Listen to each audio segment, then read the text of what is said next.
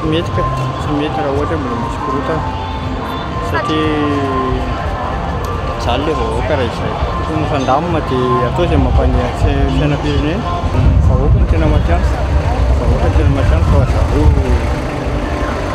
mety foana ny anazy fa ny vahoaka tena mampalahelo. Eda be fahatianto ka raha hoe verina ikorotana indray ohatra fifidianana zay efa nandeha verina efa-2 mitory nefa mbola tsisy filaminana ihany dia problème be tokony manaiky satria verina andeha verina io fahantelo ndraiky izy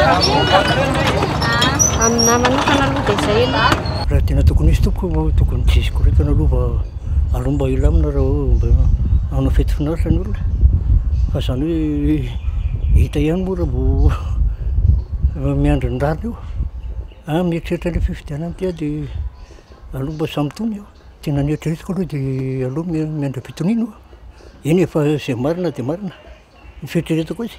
Ampany amin'ny faneho-kevitry ny maro izay manoloana ny toetra ranom-pirenena eto amintsika ankehitriny. Raha toka io arivo io no namoaka ny voka-pifidianana tsy ofisialy ny CENI, olom-pirenena maro no miantso fitoniana eto amin'ny firenena. Tsy ilainy intsony izy ireo ny mety hokorotana eto Madagasikara. Tena ilay korotana angambany aloha tsy ekena fa mba hoe mandala fahamarinana zay zany mba tadiavin'ny vahoaka zany zay mba hisiany fitoniana sy fandriam-pahalemana eto firenena.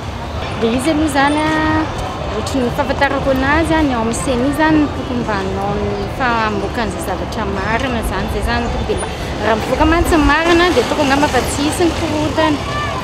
Zay zany mba tadiaviko hoe mba mivavaka ny malagasy rehetrarehetra mba anaiky ny fandaharan'Andriamanitra zany na ny CENI na mitondra izay tondra eo mba hisiany fitoniana sy fandriam-pahalemana fa raha ohatra ka hoe tena mivavaka daholo tsika malagasy mino fa tsy hisy.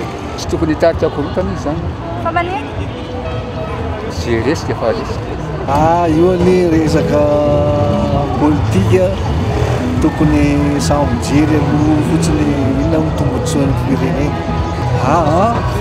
Fifidianana milamina ekeny rehetra sy hitondra soa ho an'ny firenena zay fotsiny. Raha ny vokatra tsy ofisialy navoaka ny CENI ny kandida André Rajoelina no mitarika amin'ny tahambony tamin'ity fifidianana fiodinana faharoa ity, ny HCC Ankila no tompon-teny farany mikasika ny famoahana ny vokatra ofisialy.